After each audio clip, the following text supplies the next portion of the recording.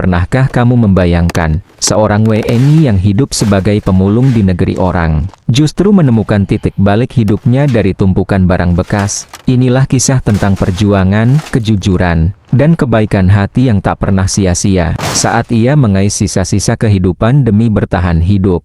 Sebuah kejadian tak terduga mengubah segalanya. Di balik tumpukan sampah itu, ia menemukan seorang wanita bule tertidur sendirian. Siapakah wanita itu? Mengapa ia bisa berada di tempat yang tak seharusnya? Dan bagaimana pertemuan ini membawa keberuntungan yang tak pernah ia bayangkan sebelumnya? Sebelum kita lanjut, bantu like dulu video ini kalau kamu suka konten inspiratif penuh makna seperti ini. Kalau sudah, ambil posisi ternyamanmu. Siapkan cemilan favorit, karena kisah ini akan membuatmu melihat hidup dari sudut pandang yang berbeda. Yuk, kita mulai videonya. Tonton sampai habis ya.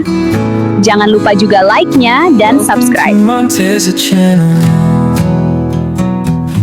Namanya Eko, usianya baru 27 tahun. Seorang pria asal Indonesia yang datang ke negeri orang dengan mimpi sederhana, ingin mengubah nasib dan membuktikan bahwa kerja keras bisa membawa hidup yang lebih baik. Seperti banyak perantau lainnya, Eko berangkat dengan harapan besar, membayangkan kehidupan yang layak dan masa depan yang cerah. Namun kenyataan menyambutnya dengan cara yang jauh berbeda. Hari-hari pertama di luar negeri terasa berat. Bahasa yang berbeda, budaya yang asing, dan persaingan hidup yang keras membuat Eko perlahan kehilangan pijakan. Pekerjaan yang ia harapkan tak kunjung datang, satu persatu tabungan yang ia bawa dari kampung halaman habis untuk bertahan hidup. Hingga pada akhirnya, Eko berada di titik di mana ia harus memilih antara pulang dengan tangan kosong atau bertahan dengan cara apapun. Eko memilih bertahan. Tanpa tempat tinggal tetap, ia berpindah dari satu sudut kota ke sudut lainnya.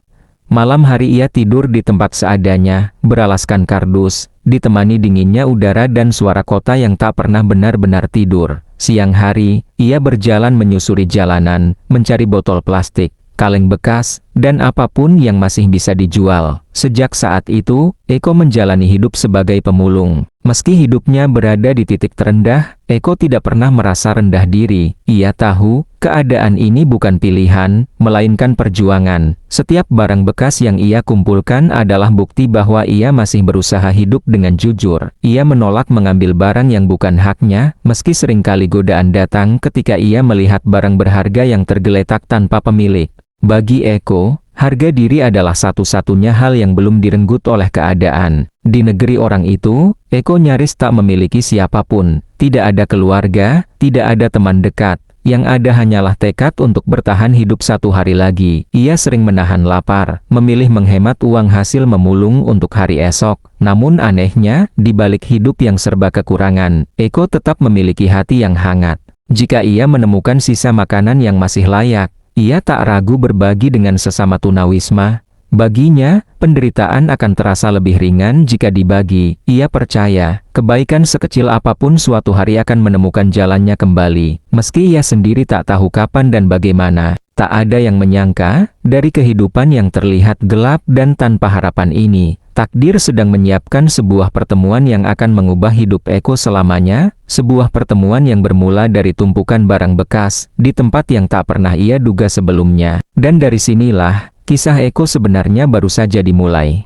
Hidup di jalanan mengajarkan Eko banyak hal tentang manusia. Ia melihat bagaimana sebagian orang menjadi keras karena keadaan, dan sebagian lainnya kehilangan rasa peduli demi bertahan hidup. Namun Eko memilih jalan yang berbeda. Meski hidupnya serba kekurangan, ia memegang satu prinsip yang tak pernah ia lepaskan, apapun yang terjadi. Eko berjanji pada dirinya sendiri untuk tidak menyakiti siapapun, dan akan selalu menolong jika ia masih mampu. Prinsip itu ia bawa sejak dari tanah kelahirannya, diajarkan oleh orang tuanya bahwa hidup bukan hanya soal bertahan, tapi juga soal menjadi manusia yang tetap punya hati. Meski kini ia hidup sebagai pemulung, prinsip itu tidak pernah ikut jatuh bersama keadaannya. Seringkali, setelah seharian memulung, Eko hanya mendapatkan sedikit uang. Uang itu bahkan tak cukup untuk membeli makanan layak. Namun ketika ia menemukan sisa makanan yang masih bisa dimakan, ia tidak menyimpannya sendiri. Ia membaginya dengan tunawisma lain yang ia temui di jalan. Kadang ia hanya makan sedikit, bahkan kadang tidak sama sekali, asalkan orang lain tidak kelaparan sendirian. Baginya, rasa lapar lebih mudah ditahan daripada rasa bersalah. Beberapa tunawisma lain heran melihat sikap Eko. Di saat semua orang berjuang untuk diri sendiri, Eko justru masih memikirkan orang lain. Ia tidak pernah berharap imbalan, apalagi ucapan terima kasih. Ia hanya percaya bahwa kebaikan tidak akan pernah benar-benar hilang, meski terkubur dalam keadaan yang sulit. Eko tahu hidupnya berat, ia tahu masa depannya tidak jelas, namun ia memilih untuk tidak membiarkan hidup yang keras mengubah hatinya menjadi keras juga. Di tengah keterpurukan, ia tetap ingin menjadi manusia yang utuh, bukan sekadar seseorang yang bertahan hidup tanpa nilai. Tanpa Eko sadari, prinsip hidup itulah yang kelak akan menjadi alasan mengapa takdir memilihnya, karena di dunia yang penuh luka dan kekecewaan, masih ada satu hati yang tulus, dan itulah yang akan menjadi cahaya bagi seseorang yang sudah terlalu lama kehilangan harapan. Dan tanpa disadari Eko, prinsip sederhana itu sedang menuntunnya menuju sebuah peristiwa besar, peristiwa yang akan menguji sekaligus membalas semua kebaikan yang selama ini ia lakukan. Hari itu berjalan seperti hari-hari sebelumnya. Eko memikul karung lusuhnya, menyusuri tempat pembuangan barang bekas yang sudah sangat ia hafal. Bau menyengat, tumpukan kardus basah, dan kain-kain kotor berserakan di mana-mana. Tidak ada yang istimewa, setidaknya itulah yang Eko pikirkan saat melangkahkan kakinya pagi itu. Namun entah mengapa, ada perasaan aneh yang tiba-tiba muncul di dadanya. Seperti ada sesuatu yang tidak biasa. Eko berhenti sejenak, menatap ke arah sudut tumpukan barang yang jarang ia sentuh. Di balik kardus-kardus yang menumpuk tinggi, ia melihat sesuatu yang berbeda dari biasanya. Awalnya, Eko mengira itu hanya tumpukan kain. Tapi saat ia mendekat, jantungnya berdegup lebih kencang. Di sana, di antara barang-barang bekas dan sampah, tergeletak sosok manusia. Tubuh itu diam, tak bergerak, seolah menyatu dengan tumpukan barang yang tak lagi bernilai. Eko terdiam, dalam pikirannya, mungkin itu hanya tunawisma lain yang kelelahan dan tertidur. Hal seperti itu bukan pemandangan asing baginya, namun saat ia mendekat beberapa langkah lagi, perasaan janggal itu semakin kuat.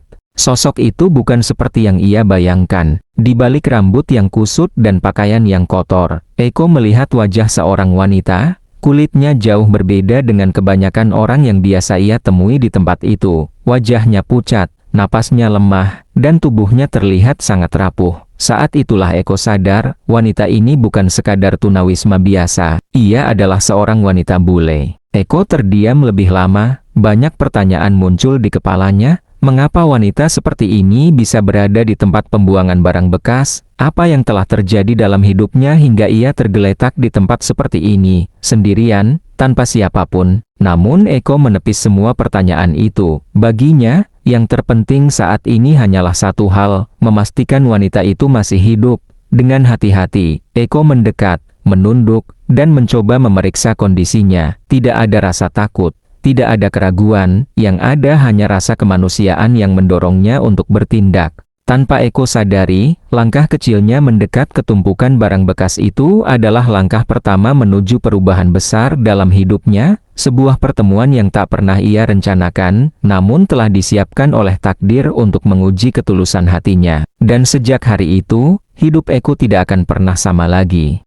Wanita itu terbaring lemah di antara tumpukan barang bekas, rambutnya kusut, pakaiannya kotor, dan wajahnya menunjukkan kelelahan yang dalam, seolah hidup telah terlalu lama membebaninya. Eko bisa melihat dengan jelas, bukan hanya tubuhnya yang rapuh, tetapi juga jiwanya yang seperti kehilangan arah. Eko tidak tahu siapa wanita itu, ia juga tidak tahu apa yang telah ia lalui.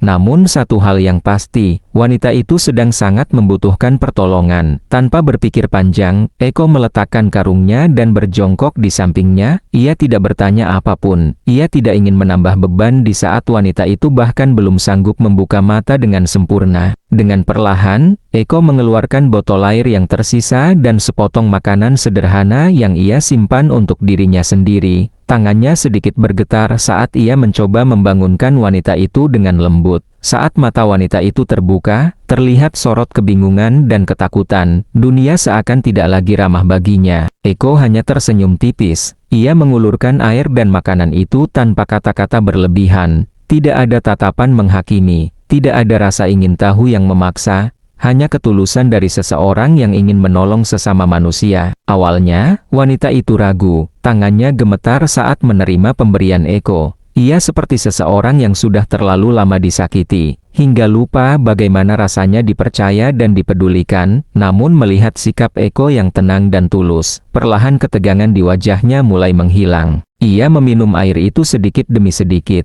nafasnya mulai teratur. Matanya menatap Eko lebih lama, seolah mencoba memahami mengapa orang asing ini mau menolongnya tanpa meminta apapun sebagai balasan. Bagi wanita itu, kebaikan sederhana ini terasa sangat besar. Di saat ia merasa dunia telah meninggalkannya, seseorang yang hidupnya sendiri penuh kekurangan justru datang membawa kepedulian. Sejak saat itu, tembok kepercayaan yang selama ini ia bangun mulai retak. Dan tanpa disadari oleh keduanya, pertemuan sederhana di tempat yang tak layak ini telah menjadi awal dari sebuah ikatan. Ikatan antara dua manusia yang sama-sama terluka, namun masih menyimpan harapan, meski sangat kecil. Wanita itu masih misterius, masa lalunya masih tersembunyi. Namun satu hal sudah jelas, kebaikan Eko telah menyalakan kembali secercah kepercayaan di hatinya.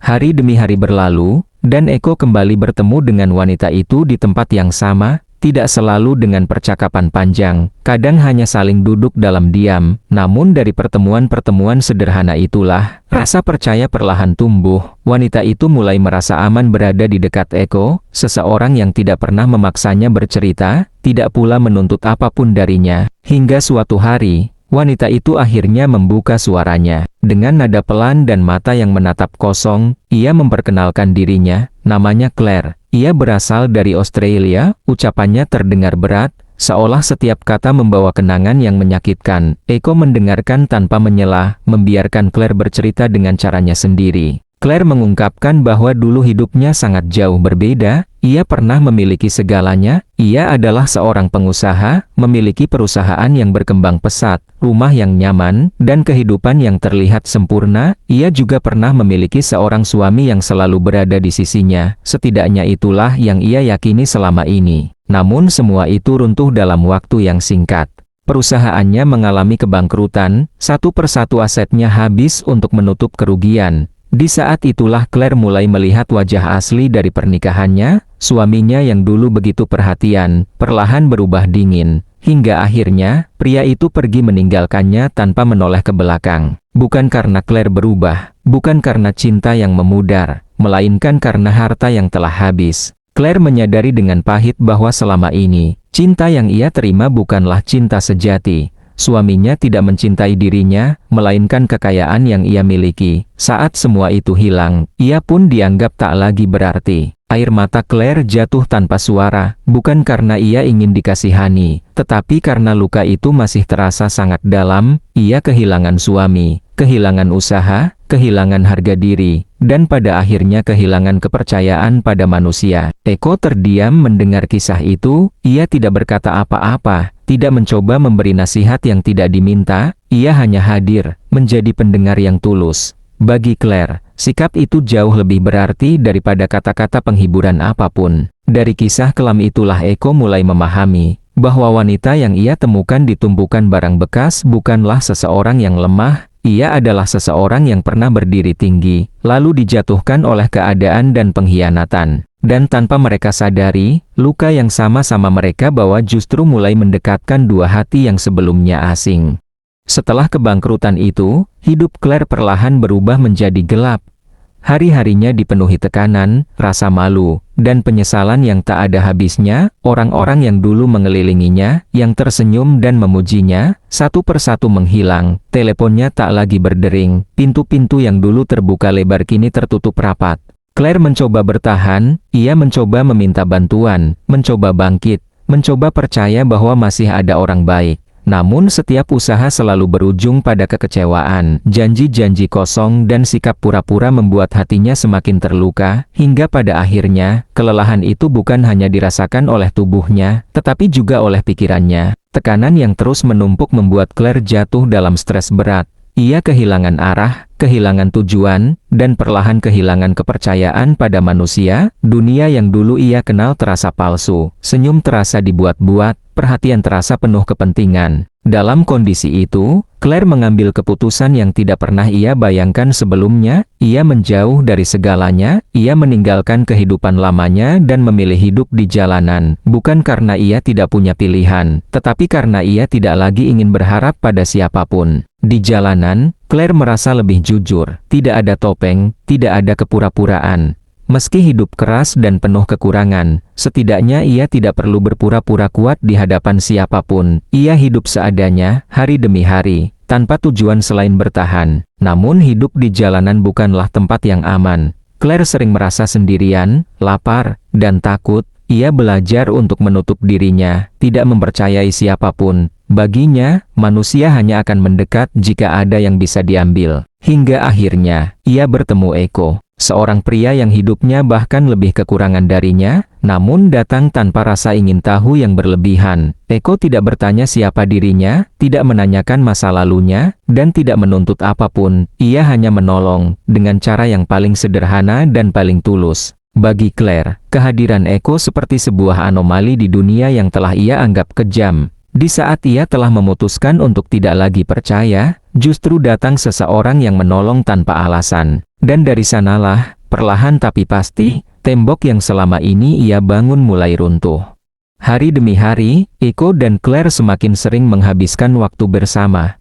Tidak ada janji, tidak ada rencana besar, hanya kebersamaan sederhana yang perlahan mengikat hati mereka. Mereka duduk di antara tumpukan kardus, berbagi makanan seadanya, atau sekadar menatap jalanan yang ramai. Namun bagi mereka, momen-momen sederhana itu terasa sangat berarti. Eko tidak pernah menanyakan masa lalu Claire lebih dari yang ingin ia ceritakan. Ia juga tidak pernah memandangnya berbeda karena kondisinya. Suatu sore, saat Claire duduk termenung sambil menatap jalan yang lengang, Eko hanya duduk di sampingnya dan berkata, "Sudahlah, jangan dipikirkan terlalu berat, nanti kepala pusing." Claire menatapnya, mata berkaca-kaca. "Kamu, kenapa baik sama aku seperti ini? Padahal aku bahkan tidak punya apa-apa." Eko tersenyum tipis, "Karena aku tahu, semua orang butuh sedikit kebaikan. Dan aku cuma ingin kamu merasa aman, itu saja." Ucapan sederhana itu membuat Claire merasa diterima sepenuhnya, tanpa syarat. Ia bisa membuka hatinya tanpa takut dihakimi atau ditinggalkan. Selama bertahun-tahun, kepercayaan itu hilang dari hidupnya. Kini, di dekat Eko, ia mulai merasakan ketenangan yang sudah lama ia rindukan. Saat malam tiba, mereka duduk di tepi trotoar dengan pemandangan lampu kota yang remang.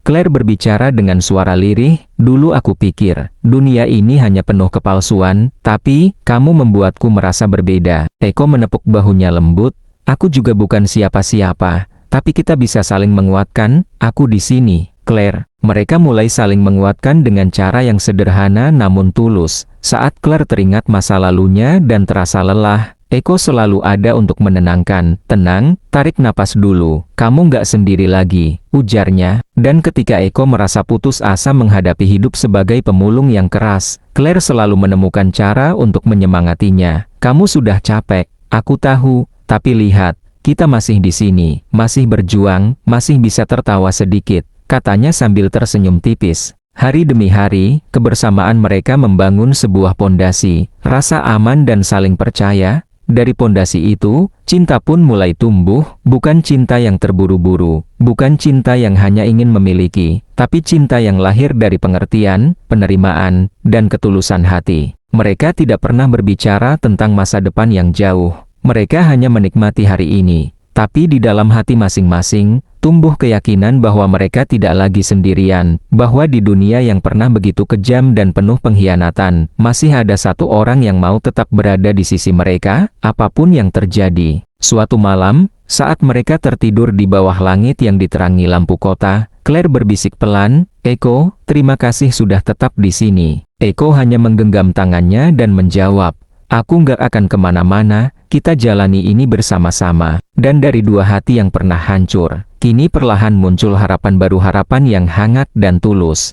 Setelah bulan-bulan saling menguatkan, Eko dan Claire memutuskan bahwa waktunya untuk memulai babak baru dalam hidup mereka telah tiba. Tidak ada pesta megah, tidak ada hiasan mewah, dan tidak ada harta berlimpah. Hanya ada satu hal yang mereka bawa ke dalam pernikahan ini, janji setia dan saling menerima, apa adanya. Mereka menikah di sebuah tempat sederhana, hanya dengan beberapa saksi yang mereka kenal dari jalanan orang-orang yang pernah berbagi nasib dan air mata dengan mereka. Pakaian mereka sederhana, makanan yang disajikan seadanya, namun ada sesuatu yang jauh lebih besar dari kemewahan, kejujuran dan ketulusan yang terpancar dari setiap senyum dan tatapan. Saat Eko menggenggam tangan Claire di altar kecil itu, ia menatap matanya dan berkata dengan lembut, "Aku janji, Claire, tidak peduli apapun yang terjadi, aku akan selalu ada di sampingmu. Kita jalani hidup ini bersama, apapun keadaannya." Claire menahan air mata dan membalas, "Eko, aku tak punya apa-apa lagi, tapi aku mau percayakan hidupku padamu. Aku mau kita mulai dari awal, bersama-sama." Tidak ada kata-kata mewah, tidak ada janji-janji bombastis, hanya kesederhanaan yang tulus, yang jauh lebih kuat daripada perhiasan atau harta benda.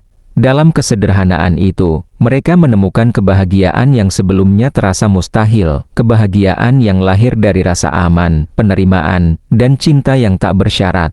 Pernikahan ini menjadi simbol awal kehidupan baru bagi keduanya. Dua jiwa yang pernah terluka, kini bersatu untuk saling menyembuhkan. Mereka belajar bahwa cinta sejati bukan tentang kemewahan atau kesempurnaan, tetapi tentang keberanian untuk tetap bertahan, menerima masa lalu, dan percaya pada masa depan, sekecil apapun harapan itu. Setelah upacara sederhana itu, mereka berjalan bergandengan tangan melewati jalanan yang dulu penuh perjuangan. Setiap langkah menjadi peringatan bahwa hidup mereka tidak lagi sama, mereka tidak lagi sendirian, tidak lagi kehilangan arah. Dan meski dunia luar mungkin masih keras, mereka tahu bahwa selama ada satu sama lain, mereka akan mampu menghadapi apapun yang datang. Di mata Eko dan Claire, pernikahan sederhana itu adalah kemenangan. Bukan kemenangan atas dunia, tapi kemenangan atas diri mereka sendiri, atas ketakutan, kesedihan, dan semua luka yang pernah menahan mereka. Dari sini, kehidupan mereka mulai berubah. Sebuah babak baru dimulai, di mana cinta dan kepercayaan menjadi pondasi yang kokoh untuk masa depan yang mereka bangun bersama. Dan tanpa mereka sadari, pernikahan sederhana itu juga menjadi awal dari sesuatu yang lebih besar, sesuatu yang tak pernah mereka bayangkan, peluang untuk bangkit, menemukan harapan baru, dan merasakan kebahagiaan yang tulus, jauh dari kesempurnaan dunia, tapi sempurna bagi hati mereka. Beberapa minggu setelah pernikahan mereka, ketika kehidupan sederhana mulai terasa nyaman, Claire mengajak Eko duduk di sebuah bangku kayu di tepi jalan kecil dekat tempat mereka tinggal. Udara sore itu hangat, dengan cahaya matahari yang lembut memantul di wajah mereka. Namun ada sesuatu di mata Claire yang membuat Eko menatapnya penuh perhatian campuran rasa takut dan harapan. "Eko, ada sesuatu yang ingin aku ceritakan padamu," kata Claire pelan, suaranya hampir bergetar. Eko menoleh, menggenggam tangan Claire. "Apapun itu, Claire, aku di sini, kamu nggak perlu takut." Claire menarik napas panjang, menatap tanah di bawah kaki mereka sejenak sebelum akhirnya menatap mata Eko. "Sebenarnya, aku masih punya satu hal terakhir. Satu aset yang selama ini aku lupakan, satu hal yang mungkin bisa menjadi awal baru bagi kita." Eko mengernyit, sedikit bingung tapi tetap tenang. "Aset terakhir, maksudmu apa, Claire?" Dengan suara yang bergetar, Claire akhirnya mengungkapkan rahasianya. "Aku punya sebidang tanah luas di pinggiran kota. Dulu tanah itu bagian dari sisa aset perusahaanku. Aku tidak pernah menjualnya karena terlalu banyak kenangan di situ. Dan jujur, aku juga sempat lupa. Tapi sekarang, aku ingin kita gunakan tanah itu sebagai awal, sebagai harapan baru." Eko terdiam, ia menatap Claire, tidak percaya pada kata-kata yang baru saja didengarnya. "Kamu serius? Ini bisa jadi awal baru kita?" Claire tersenyum tipis, air matanya menetes. "Ya, Eko, aku ingin kita mulai dari nol, tapi dengan sesuatu yang nyata, sesuatu yang bisa kita rawat bersama, bukan sekadar hidup di jalanan lagi." Hati Eko terasa hangat.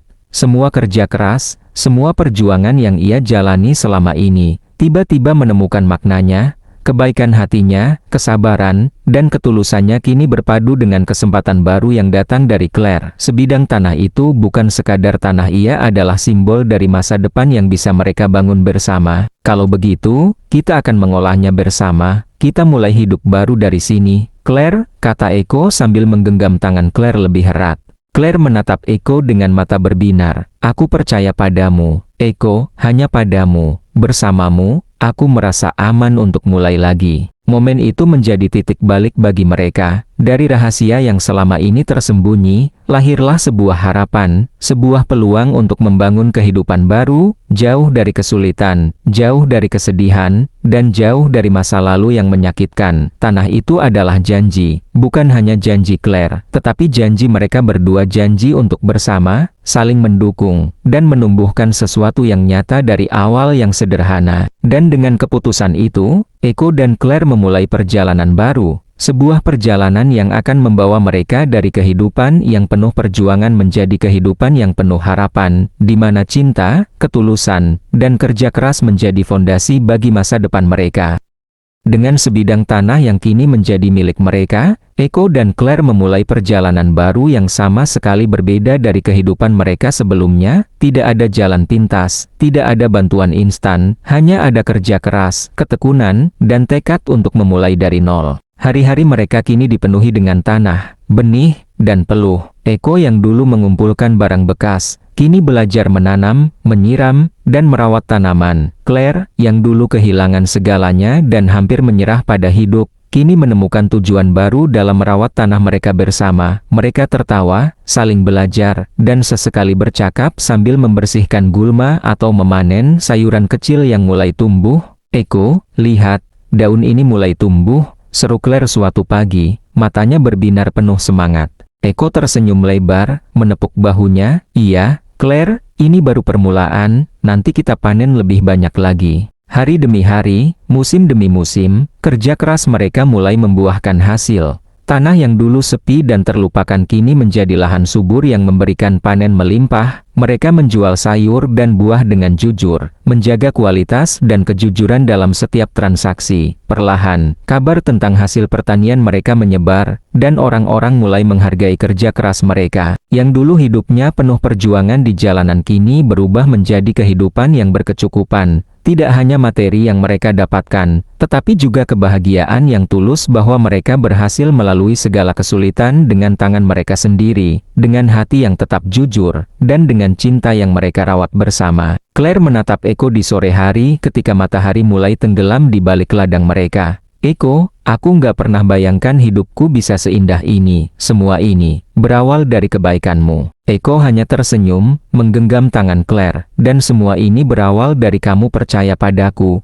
Claire, kita saling menemani, saling percaya, dan lihat, kita berhasil. Mereka pun tersenyum, berdiri di tengah lahan yang kini hijau subur, merasa bangga atas semua yang telah mereka bangun. Dari seorang pemulung yang hidupnya penuh kesederhanaan dan seorang wanita yang pernah kehilangan segalanya, kini lahirlah kisah inspiratif tentang kebangkitan, kerja keras, dan cinta yang tulus. Kisah Eko dan Claire menutup perjalanan mereka dengan satu pesan kuat, bahwa kebaikan hati, sekecil apapun, selalu menemukan jalannya kembali. Bahwa ketulusan, kesabaran, dan kepercayaan bisa mengubah hidup yang paling gelap sekalipun menjadi cahaya yang menerangi masa depan. Dan di sana, di antara ladang hijau yang subur, Eko dan Claire hidup bahagia, tidak hanya sebagai pasangan, tetapi sebagai bukti nyata bahwa cinta dan kebaikan dapat mengubah nasib.